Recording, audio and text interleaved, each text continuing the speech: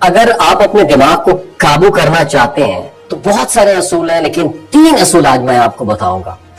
تو اگر آپ کی زندگی میں ہر چھوٹی بات آپ کے موڈ کو خراب کر دیتی ہے، اگر کسی کی ایک بات آپ کو دن بھر پریشان رکھتی ہے، یا اگر آپ ہر وقت ذہنی دباؤ اور بے چینی میں رہتے ہیں، تو مسئلہ حالات کا نہیں، آپ کی ریئیکشن کا ہے. حقیقت یہ ہے کہ انسان باہر کی دنیا کو کنٹرول نہیں کر سکتا، لیکن وہ اپنی اندرونی دنیا کو مکمل طور پر کنٹرول کر سکتا ہے. اور یہی وہ حقیقت ہے جو ہزاروں سال پہلے فلسفے نے ہمیں سمجھائی تھی. اسٹوئک فلسفہ تھا، اور آج بھی یہ ذہنی سکون اور طاقت کا سب سے بڑا سیکرٹ ہے. اسٹوئک فلسفے کا پہلا اصول یہ ہے کہ ڈیکوٹومی آف کنٹرول ہے، یعنی کنٹرول کی تقسیم ہے.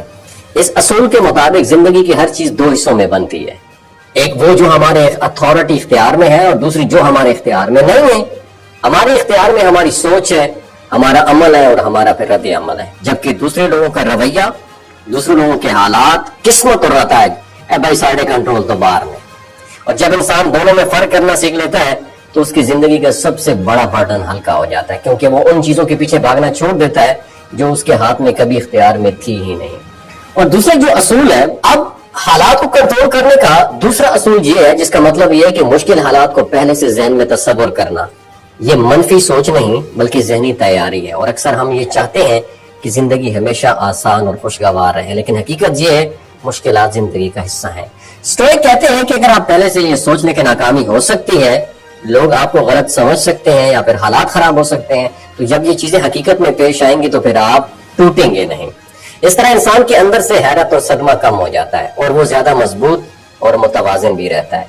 تیسرا اور سب سے طاقتور اصول یہ ہے the power of the gap.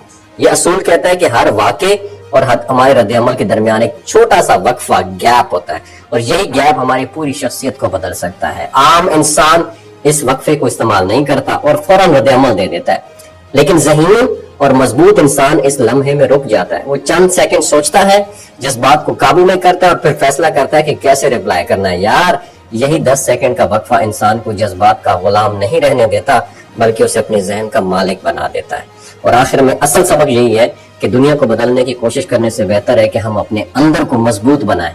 اور جب آپ یہ سمجھ لیتے ہیں کہ ہر چیز آپ کے اختیار میں نہیں ہے، جب آپ ہر ممکن کوشش کے لیے ذہنی طور پر تیار رہتے ہیں، اور جب آپ اپنے رد عمل کے درمیان چھوٹا سا وقفہ پیدا کر لیتے ہیں، تو پھر کوئی بھی شخص یا صورتحال آپ کا سکون چھین نہیں سکتی. یہی اسٹوئک فلسفہ ہے، اور یہی حقیقی ذہنی آزادی کا رستہ ہے. ویڈیو اچھی لگی ہو تو شیئر ضرور کیجیے.